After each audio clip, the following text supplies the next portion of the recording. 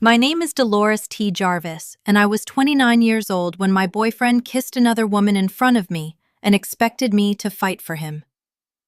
The music inside Jake's apartment was a dull vibration in my chest. The air smelled of beer, sweat, and expensive cologne sprayed too heavily over both. I moved through the crowded living room with 2 drinks in my hands, searching for Cole. One of them was supposed to be a peace offering. We had argued in the car on the way there. It was the same argument we had been having in different forms for years. "You're somewhere else tonight," Cole had said, staring through the windshield. "You're never fully present with me anymore." "I'm tired from work," I answered. It was honest, but honesty was rarely the answer Cole wanted. He wanted me to pull over, hold his face, and promise that no man had ever mattered as much as he did. 5 years earlier, I might have done exactly that. But after 5 years of proving, reassuring, apologizing, and competing against threats that sometimes did not even exist, I had run out of grand gestures. All I had left was a lukewarm drink and the hope that the noise of the party might bury the tension between us. Then I saw him. Cole stood on the dim balcony beyond the glass doors. His dark hair caught the weak orange light from the street below. Facing him was Marissa, a woman from his fitness class whose name had appeared in too many casual stories. Marissa leaned closer. Cole did not step back. They moved toward each other slowly, almost ceremonially, until their mouths met. A few people near the balcony noticed. Someone laughed. Another woman shouted, "Get it, Marissa!" But the kiss itself was not what froze me. Cole's eyes opened. He looked over Marissa's shoulder and found me standing in the living room. He held my gaze. He did not look ashamed. He did not pull away. He kept kissing her while watching me, as though he had spent the entire evening arranging this exact moment. My stomach did not drop. Something inside it hardened. This was not betrayal hidden in darkness. It was a performance, and I was the intended audience. A memory flashed through me. A year earlier, I had found a dinner receipt in Cole's coat pocket. 2 meals at an expensive restaurant with a woman's name written beside the tip. When I confronted him, he had laughed. "It was a work dinner, Dolores. Her card was declined. Don't tell me you're jealous." I had felt embarrassed and bought him a new watch the following week to prove I trusted him. Months later, during an argument, he threw the incident back at me. "You should have been jealous," he snapped. "You should have demanded to know why another woman was buying me wine. Instead, you acted like you didn't care." I understood then that every answer could become the wrong answer. The kiss ended. Marissa whispered something into Cole's ear, and he laughed before glancing at me again. "Your move." I placed both drinks carefully on a bookshelf and walked toward the balcony. The people near the door moved aside, eager for the confrontation they believed was coming. When I stepped outside, Marissa's confident expression faltered. "Leave," I told her. She disappeared into the apartment without arguing. Cole crossed his arms. His cheeks were flushed with adrenaline. "There you are," he said. "I was wondering how long it would take you to notice me." I stared at him. "What?" he demanded. "It was a joke. I was trying to wake you up." "A joke?" "You've been ignoring me all night." He stepped closer. "Now I have your attention?" The words sounded rehearsed. The accidental messages from women, the stories about strangers flirting with him, the comparisons to other girlfriends who were supposedly more passionate. They had all been warning flares meant to send me running toward him. Until that night, they always had. Cole mistook my silence for shock. "Aren't you going to say anything?" he asked. "Or are you just going to stand there and pout?" I breathed slowly. Then the anger disappeared, leaving behind something colder and cleaner. "Congratulations," I said. "You made me something better." His expression shifted. "What are you talking about?" "Single." His face emptied. I turned and walked back into the apartment. "Dolores!" he shouted behind me. "You're not supposed to leave!" People stopped talking as I crossed the room. "You're supposed to compete!" That sentence told me everything. I had never been his partner. I had been a contestant. And for the first time in 5 years, I walked off the stage. The hallway outside the apartment was quiet in a way that felt unreal after the chaos I had just left behind. My heels clicked against the floor as I took the stairs, 2 at a time, my pulse steady, almost calm. It wasn't the calm of denial. It was the calm of something ending exactly the way it was always meant to. The stairwell door slammed open behind me. "Dolores, stop!" Cole's voice echoed sharply, breaking against the concrete walls. His footsteps followed, uneven, rushed. I didn't slow down. By the time I reached the parking lot, the night air hit my skin like cold water. It carried none of the stale heat from inside, none of the perfume or sweat or noise. It felt clean. I focused on simple things.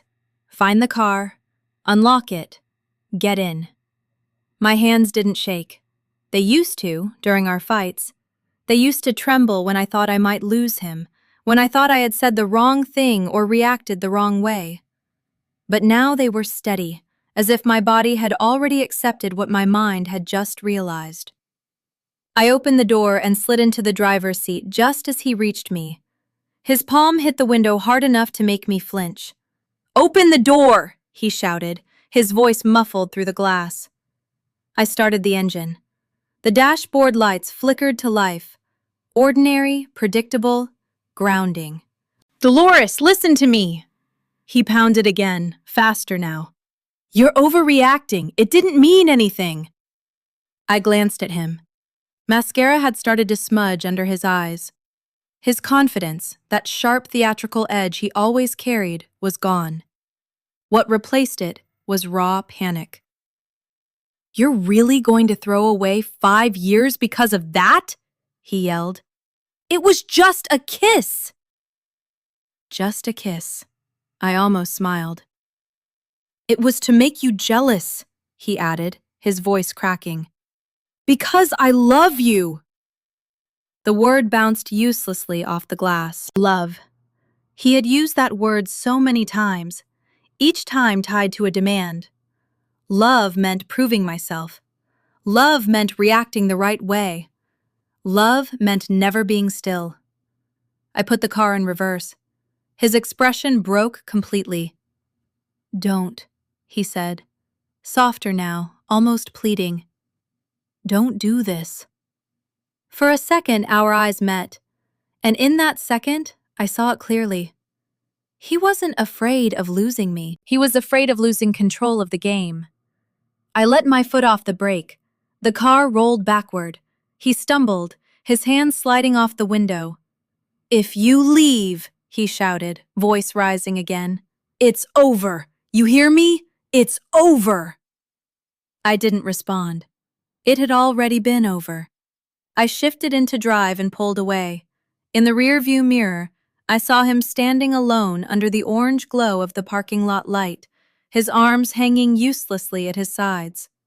He looked smaller the farther I drove, until he disappeared completely when I turned the corner. The silence inside the car was immense, but it wasn't empty. For the first time in years, it wasn't filled with tension or expectation. I didn't have to plan my next apology or prepare my next explanation. I didn't have to guess what version of myself he wanted. It was just quiet, and it was mine. I drove straight to my apartment, not our apartment. He had never officially moved in, but his presence had been everywhere. The throw pillows he insisted matched our aesthetic. The expensive hand soap he claimed made the place feel more put together. The drawer full of his things he never bothered to organize. I stood in the middle of the living room and looked around. I didn't cry. I didn't scream. I just breathed. Then I got to work. I grabbed an empty cardboard box from the kitchen and started in the bathroom. His shampoo, his face wash, the razor he always forgot to rinse. One by one, they went into the box. Next, the drawer. Hair gel, cologne, chargers, random receipts. The living room. His book, still folded open halfway through. His hoodie draped over the arm of the couch. The kitchen. His favorite mug. The half-empty bag of coffee he insisted was better than anything I bought. Each item felt lighter than it should have. Each one felt like reclaiming something. My phone lit up on the counter, buzzing over and over again. Cole. 12 missed calls. Then messages. Cole. Call me, Cole. We need to talk. Cole. You're being dramatic. Cole. I said I'm sorry. Cole. Please answer. I didn't. I picked up the phone, opened his contact, and pressed block. Then Instagram. Block. Facebook. Block. It wasn't anger. It was maintenance. I was closing doors that should have been closed a long time ago. I sealed the box and placed it by the front door. I would drop it off tomorrow. No note, no explanation. Nothing left to say. The first week felt strange. The silence followed me everywhere, at work, at home, even in the grocery store. It wasn't peaceful at first. It was loud. Years of emotional noise don't disappear quietly. They echo. I kept expecting my phone to vibrate, expecting another crisis, another test. But nothing came. I went to work. I came home. I cooked for one. Simple meals. I picked up a book that had been sitting untouched on my nightstand for months. And slowly, something unfamiliar started to return. Myself. The messages found other ways to reach me. Jake texted me first. Jake. Hey, I heard what happened. Cole's a mess. He says it got out of hand. You know how he is. Maybe just talk to him? I stared at the screen. You know how he is. The universal excuse, I typed back. Me. I do know how he is. That's why I'm done. No reply. Then came Sarah, his best friend. Sarah. I'm not taking sides, but he's really not okay. He's been crying non-stop. He knows he messed up. Can't you at least talk to him? Crying. Devastated. The words were carefully chosen. They were meant to trigger something in me. That instinct I used to have, the one that told me to fix things, to comfort him, to step back into the chaos and calm it. But now I saw it clearly. If I went back, even just to talk, I would be stepping back into the game. Me. My closure was walking away. He'll have to find his own. Sarah. That's cold, Dolores. I didn't respond. Cold, maybe, but I wasn't freezing. I was healing. The updates kept coming, whether I asked for them or not. A coworker mentioned it casually one morning. Hey, I heard Cole and that girl from the party, Marissa. They're seeing each other now. I took a sip of coffee. Okay. He blinked, surprised by my reaction. That was fast though, right? I wouldn't know, I said. And I meant it. A couple of weeks later, Sarah tried again. Sarah. I guess you got what you wanted. Marissa dropped him, said he was too intense. Too intense. I almost laughed. The irony was almost poetic. The person who built his entire identity around testing people had finally been tested by someone who refused to play. Another message came from Jake. Jake. Ran into Cole yesterday. He's not doing great. He's snapping at everyone, burning bridges. It's messy. I read it, then locked my phone.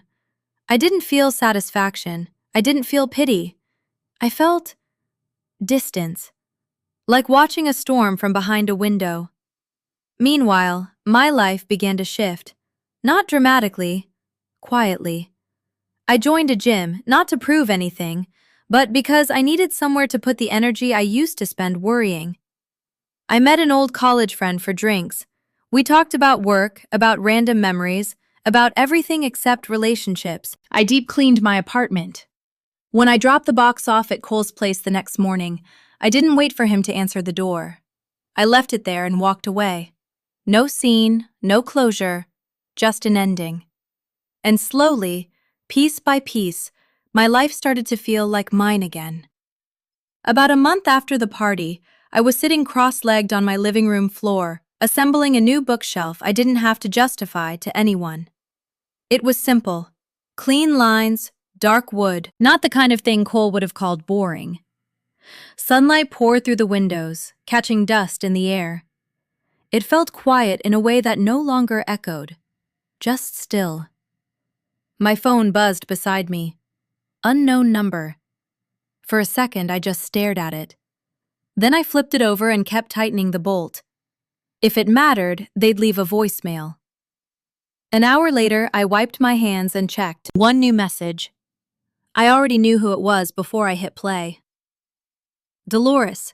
Hi, it's me. Cole's voice sounded different, thinner.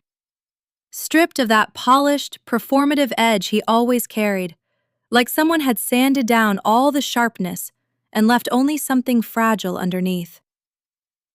I miss you, he continued. I've been thinking a lot about that night. I was stupid. I was scared you were falling out of love with me. A pause, a shaky breath. Marissa meant nothing. It was a mistake. You're everything, Dolores. Can we just talk? Get coffee or something? I sat there for a moment after it ended. If he had left that message 6 months ago, it would have destroyed me. I would have called him back immediately, apologized for something I didn't do, and tried to rebuild whatever version of us he wanted that week. Now? It sounded like a recording of a storm I used to live inside. Loud, distant, powerless. I deleted the voicemail. Then I blocked the number.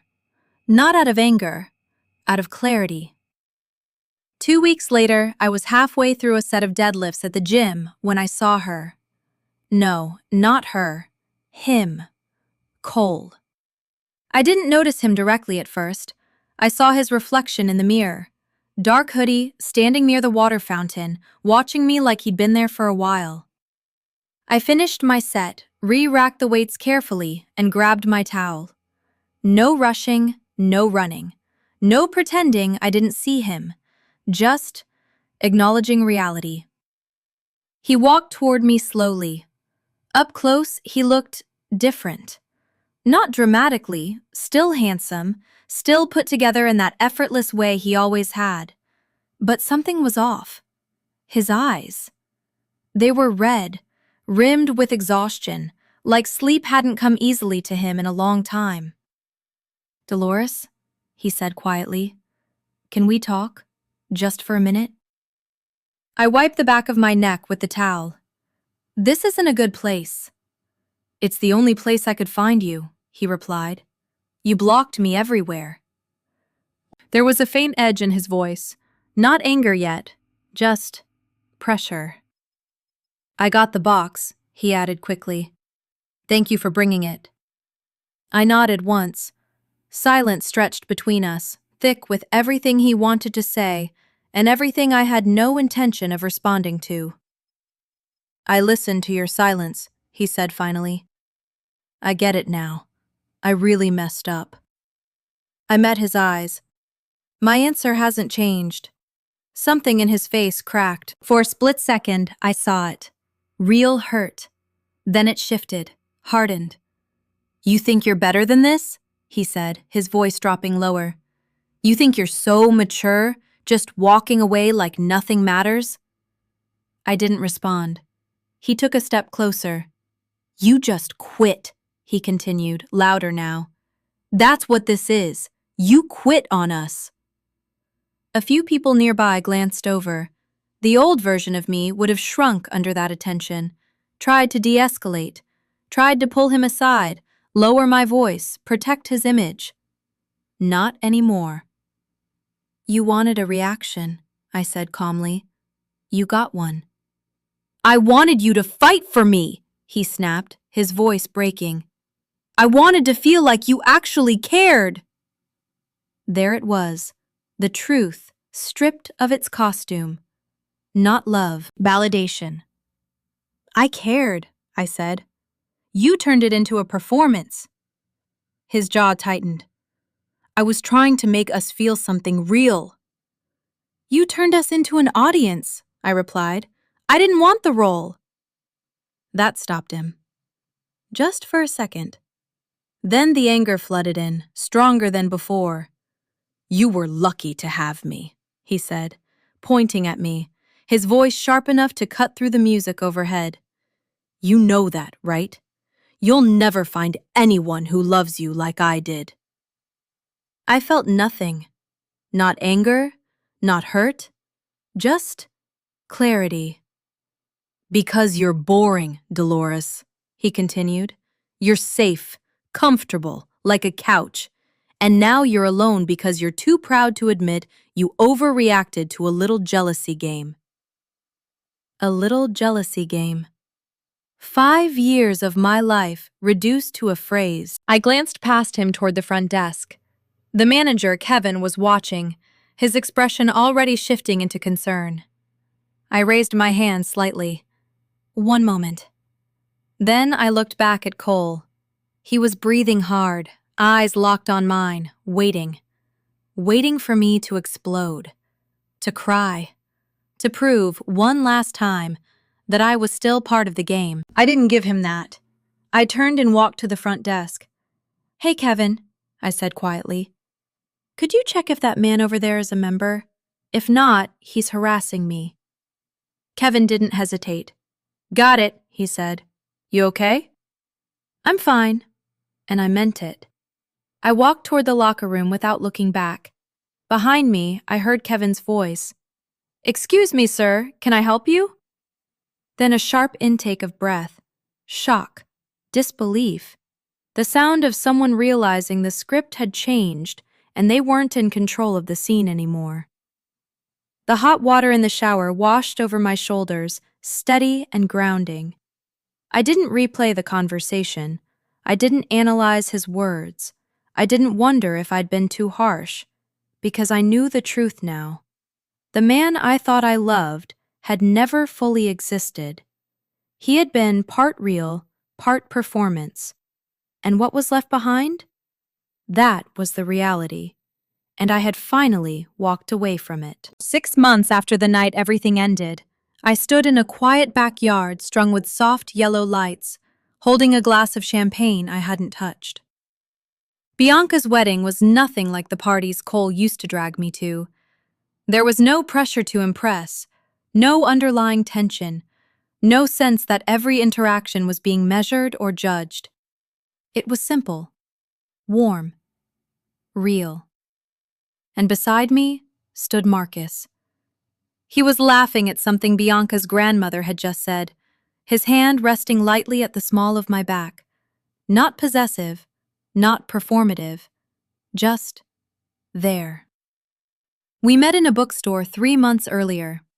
No dramatic entrance, no sparks that demanded attention, just a conversation over the last copy of the same novel. He had smiled, offered it to me, and then stayed to talk anyway. Being with him felt like speaking my own language after years of trying to translate someone else's chaos. No tests, no games, just ease. You okay? He asked quietly, glancing at me. I nodded. Yeah. And I meant it. I saw Cole the moment we walked in. He stood near the makeshift bar, a glass of white wine in his hand, scanning the crowd like he was searching for something he had already lost. His eyes found me instantly, then shifted to Marcus. I watched the calculation happen in real time. The comparison, the assessment. Marcus didn't look like competition. He looked like peace. And I think that was worse. Cole looked thinner. The sharp confidence he used to wear like armor was gone, replaced by something more guarded, more uncertain. He didn't approach, He just watched. The evening moved forward without interruption. Dinner, toasts, music drifting through the warm air. Marcus and I danced, slow and uncoordinated, laughing when we stepped on each other's feet.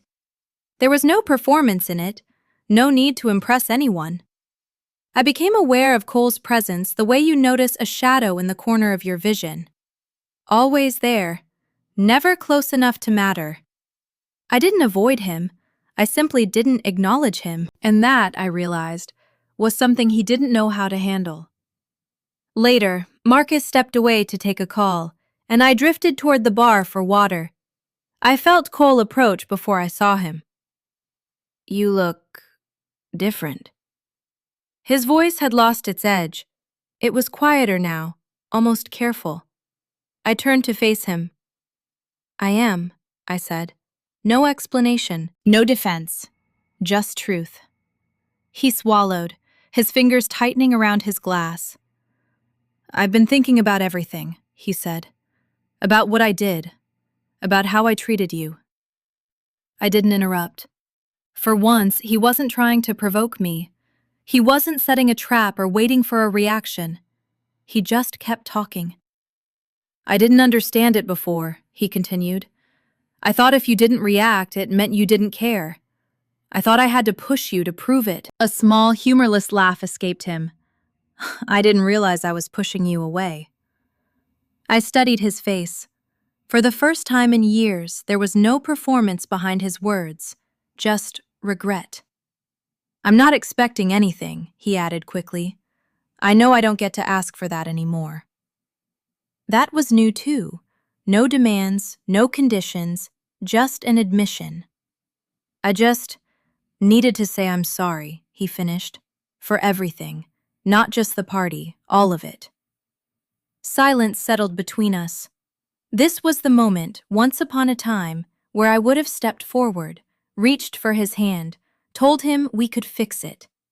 But that version of me didn't exist anymore. "I hear you," I said. That was all. Not forgiveness, not rejection, just acknowledgement. His shoulders dropped slightly, like he had been bracing for something heavier. "I thought about calling you so many times," he said quietly. "I almost did." "I know," I replied. "I kept thinking, maybe if I explained it the right way." "You already explained it," I interrupted gently. He nodded, because he had, over and over again. Marcus's voice cut through the moment. "Hey," he said warmly as he stepped beside me, his hand naturally finding mine. He gave Cole a polite nod. "Hi." Cole returned it, slower. His eyes flicked between us, taking in the simplicity of the gesture, the absence of tension, the absence of effort. "The car's almost here," Marcus said softly to me. "Perfect," I replied. I turned back to Cole one last time. There was no anger in me, no lingering hurt, just distance. "Take care of yourself," I said. It wasn't cold. It was final. He opened his mouth slightly, like he wanted to say something else, but nothing came out, because there was nothing left to say. Marcus and I walked away together, past the soft glow of the string lights and out toward the quiet street. I didn't look back. I didn't need to. The version of my life that included him was already behind me. And for the first time, I wasn't wondering what I had lost. I knew exactly what I had gained. The night air outside the wedding was cool, almost weightless, like it carried none of the history I had just left behind. Marcus walked beside me in comfortable silence, his hand still loosely wrapped around mine. The quiet between us wasn't empty. It didn't demand anything. It simply existed. "You okay?" he asked after a moment, his voice soft but steady. I inhaled slowly, letting the air settle in my chest. "Yeah," I said, and for the first time in a long time, it wasn't something I had to convince myself of. I really was. The car pulled up, headlights cutting gently through the dim street. Marcus opened the door for me without thinking, the gesture simple and uncalculated. No performance, no expectation of a reaction, just kindness. As we settled into the back seat, I glanced out the window one last time. For a brief second, I saw Cole standing near the edge of the yard, half hidden in shadow, watching. Not calling out, not chasing, just watching. There was no anger in his expression now, no urgency, only the quiet realization of something that couldn't be undone. Then the car turned, and he disappeared from view. On the ride home, Marcus rested his arm along the seat behind me, not pulling me closer, just giving me space to lean in if I wanted to. I did. I rested my head lightly against him, listening to the soft hum of the engine. "You don't have to tell me anything," he said gently. "But if you want to, I'm here." I smiled faintly. "That's the thing," I replied. "There's nothing left to tell." And it was true. There was no unfinished conversation, no lingering question, no unresolved emotion waiting to be unpacked. For years, I had lived inside a relationship that thrived on tension, on uncertainty, on proving and reproving something that was never allowed to simply exist. And now, there was nothing to prove. The next morning, sunlight filled my apartment in a way that felt almost new. I made coffee. Real coffee. Not the brand Cole insisted was the only good one. I sat by the window, legs tucked under me, watching the city wake up. No notifications, no missed calls, no emotional emergencies waiting to be solved. Just quiet. A steady, grounded quiet that didn't feel like absence anymore. It felt like peace. A few days later, Jake messaged me again. "Jake, saw Cole after the wedding. He's not doing great, but he said something interesting." I stared at the message for a moment before replying. "Me. What?" "Jake, he said you didn't leave him that night. You just stopped playing his game." I read it twice, then I set my phone down, because for once, I didn't feel the need to respond. Weeks passed. Life didn't transform overnight into something dramatic or perfect. It unfolded slowly, naturally, without the constant pool of emotional extremes. Marcus and I spent afternoons in bookstores, evenings cooking together, weekends exploring parts of the city I had never noticed before. There were no tests, no moments where I had to prove my love by reacting the right way. If something felt wrong, we talked about it. If something felt good, we let it be. It was simple, and that simplicity felt like something I had never experienced before. One evening, as we walked through a quiet park, Marcus laced his fingers through mine. "You ever think about him?" he asked, not out of insecurity, but curiosity. I considered the question honestly. "I remember him," I said, "but I don't think about him." He nodded, understanding without needing more. Because that was the difference. The past wasn't erased, it just didn't live here anymore. Later that night, lying in bed, I stared at the ceiling for a while, listening to the soft rhythm of Marcus breathing beside me. There was no anxiety in my chest, no anticipation of the next argument, no need to prepare for something going wrong, just stillness. I realized then that what I had once mistaken for love had been something else entirely. A cycle, a game, a constant need to prove and win and survive. But real love? It didn't feel like that. It felt like this. Quiet, steady, certain. If I could go back to that night on the balcony, I wouldn't change anything. Not the kiss, not the humiliation, not even the moment my heart hardened into something cold and unbreakable. Because that moment didn't destroy me. It revealed something. That I was never meant to compete for someone who treated love like a performance. That walking away wasn't weakness, It was clarity, and that sometimes the strongest reaction you can give is none at all.